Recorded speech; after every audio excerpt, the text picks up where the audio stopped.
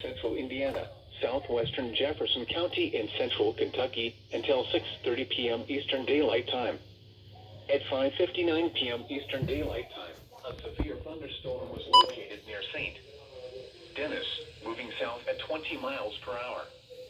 Expected hazards include 60 miles per hour wind gusts.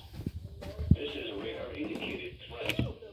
The following impacts are expected. Expect damage to roofs, siding, and trees.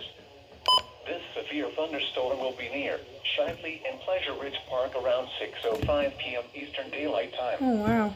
Valley Station around 6:15 p.m. Eastern Daylight Time. Other locations in the path of the severe thunderstorm include Fairdale and Holly Villa.